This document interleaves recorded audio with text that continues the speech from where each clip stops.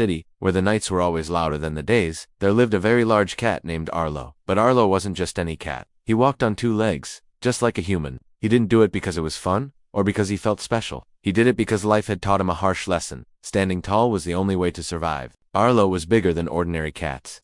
His body was strong, his shoulders wide, and his steps, though slow, were incredibly steady.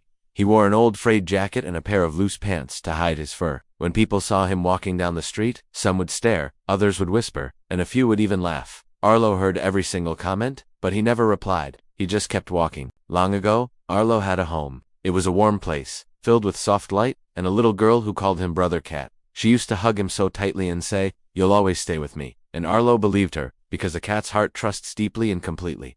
But one day, everything changed. Trucks arrived. Doors slammed shut. Voices shouted. The little girl cried, but nobody listened to her pleas. Arlo was pushed outside, into the cold. That night, he sat in front of the door, waiting, until morning came. The door never opened again. Rain fell, hunger gnawed at his belly, and a deep loneliness became his constant shadow. Arlo learned quickly that walking on four legs meant being chased, beaten, or thrown away like trash. But walking on two legs, that meant being ignored. Being ignored was painful, but it was safer. So, Arlo stood up. He fell countless times. His legs shook, his body ached. But each fall taught him balance, and each lonely night taught him patience. Years passed. The city became his concrete jungle. The cool grass was replaced by hard pavement, and the stars were hidden by glaring neon lights. Then one day, behind an abandoned factory, Arlo found 5 tiny, shivering kittens. Their mother never returned. From that day on, Arlo stopped living for himself. He had a new purpose. Every morning, he promised the kittens food. Every night, he promised them safety. Some days he failed, but he never ever stopped trying. He scavenged through shops, markets, and streets. People shouted at him, "Get out, you're not human. You don't belong here." Each time, Arlo would just bow his head and leave. One bakery owner, perhaps out of pity or annoyance, threw some old bread at him and grumbled, "Take it and go." Arlo accepted it like it was a gift of pure gold. That night, he broke the bread into small pieces, making sure the kittens ate first. Always, winter came, and the cold was far crueler than hunger. Arlo would wrap the kittens in his own jacket and stay awake all night, shivering, just so they wouldn't freeze. One of the kittens once asked softly, "Papa, why do you walk like this?" Arlo managed a weak smile and said, "So the world doesn't step on us." One day, Arlo found work at a massive construction site. The building was so tall it seemed to touch the clouds, and the ground below looked like it could swallow lives whole. The supervisor didn't care who or what Arlo was. "You work, you don't talk," he said. That was enough. Arlo carried loads heavier than his own body. He climbed shaking ladders high enough, wind screaming around him. Fear was a constant companion, but the thought of 5 hungry kittens waiting for him kept him moving forward.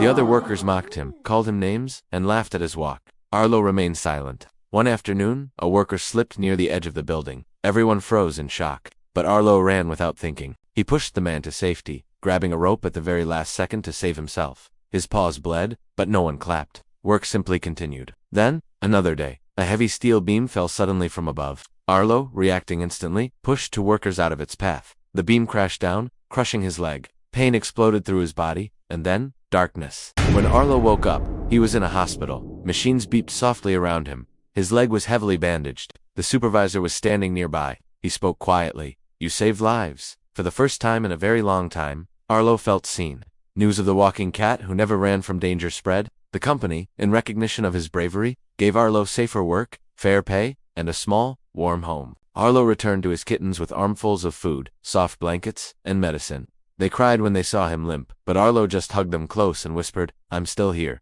Months passed. Arlo healed slowly. He no longer had to carry heavy loads.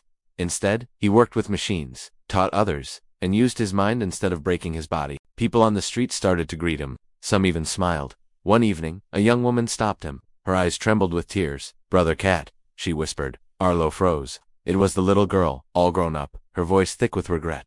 She cried and told him she had searched for him for years. Arlo hugged her gently. There was no anger left in his heart, only forgiveness. That night, Arlo stood on a rooftop with his kittens, now growing strong and playful. For the first time, the city lights below felt warm and welcoming. He no longer stood just to survive. He stood with dignity. Arlo looked up at the sky, a few stars finally peeking through the city haze, and he whispered, "I stood like a human, but I loved like a cat." Some heroes are not born strong.